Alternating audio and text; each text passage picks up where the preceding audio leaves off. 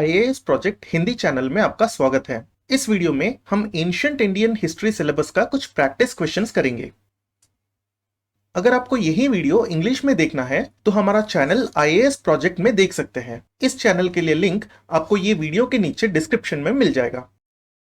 आप इस वीडियो को कभी भी पॉज करके आंसर कर सकते हैं। चलिए क्वेश्चन देखते हैं। Consider the following statements. 3 statement दिए गए हैं और क्वेश्चन ये है which of the statements given above are correct.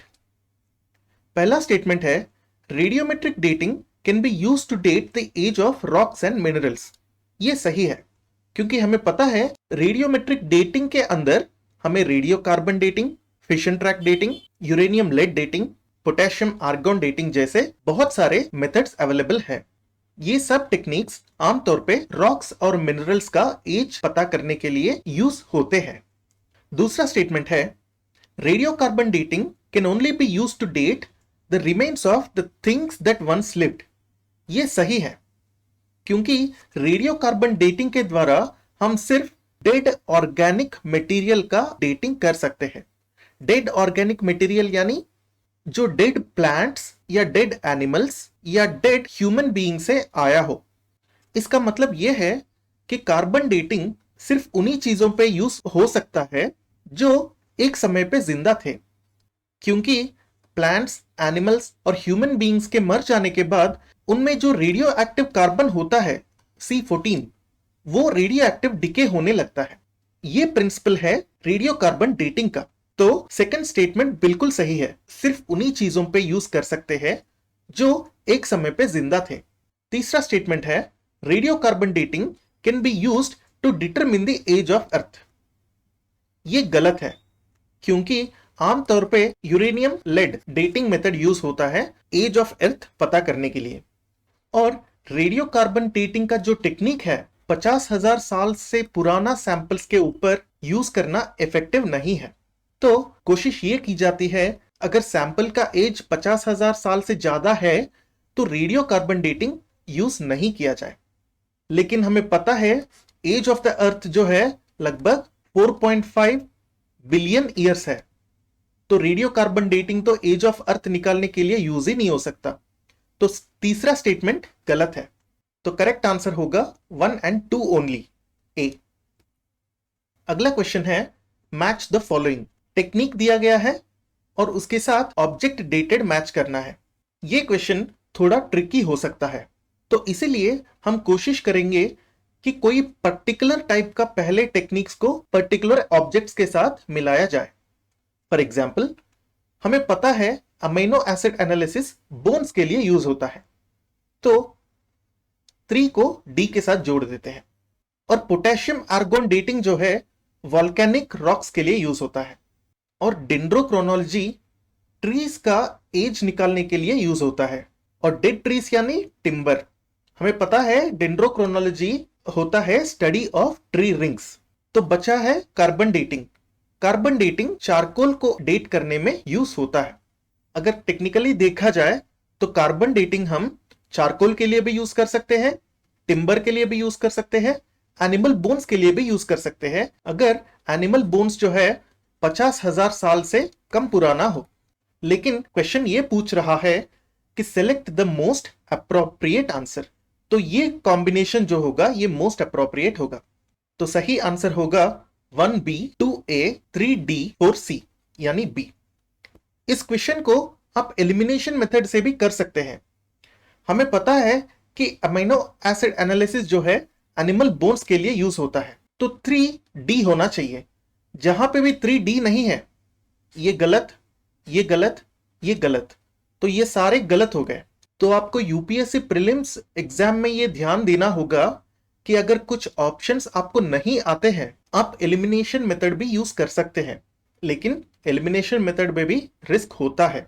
Elimination method के बारे में हम लोग प्रीलिम्स एग्जाम से 2 हफ्ते पहले एक बार डिस्कस करेंगे, क्योंकि हर साल यूपीएससी प्रीलिम्स एग्जाम में बहुत क्वेश्चंस ऐसे होते हैं जिनमें आप एलिमिनेशन टेक्निक यूज करके सॉल्व कर सकते हैं।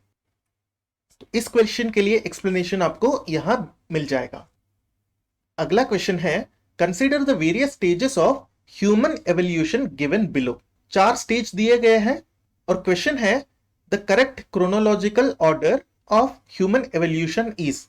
क्रोनोलॉजिकल ऑर्डर यानी असेंडिंग ऑर्डर ऑफ टाइम, यानी यस्टरडे, टुडे, टुमारो, ये हो गया क्रोनोलॉजिकल ऑर्डर।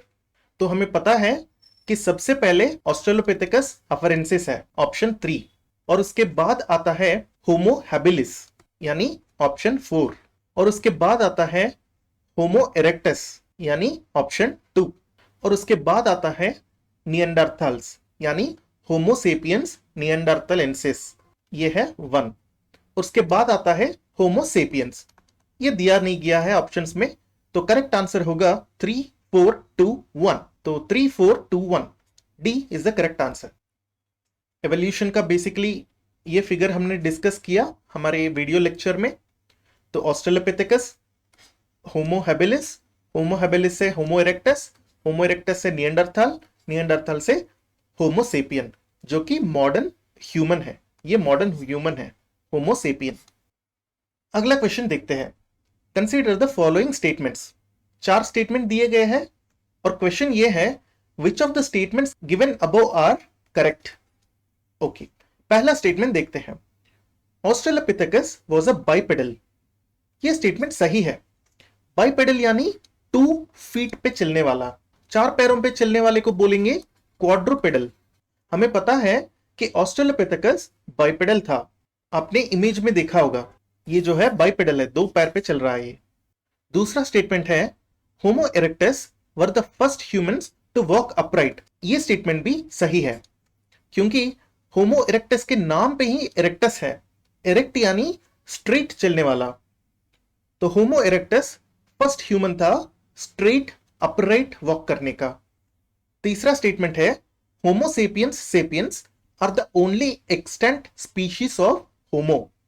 एक्सटेंट स्पीशीज मतलब जो आज के समय जिंदा है, तो होमो सेपियंस यानी जो मॉडर्न ह्यूमंस है, they are the only extant species of Homo, ये सही है क्योंकि अगर आप पिक्चर में देखेंगे ये 4 जो पहले है होमो सेपियंस से पहले, ये जो 4 हैं ये ऑलरेडी एक्सटिंक्ट हो गए हैं।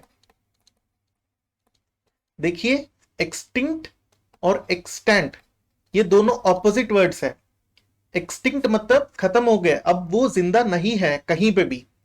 एक्सटेंट यानी वो आज जिंदा है। तो तीसरा स्टेटमेंट सही है।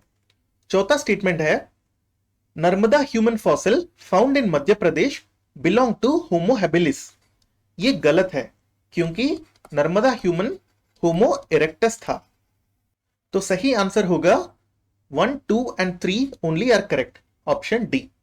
आपको टेलीग्राम चैनल पे notes, practice questions, mock tests और जो लेक्चर्स का पीपीटी है वो भी मिल जाएगा। इसके लिए लिंक वीडियो के नीचे डिस्क्रिप्शन में दिया हुआ है। Please subscribe, like and share this video. Thank you.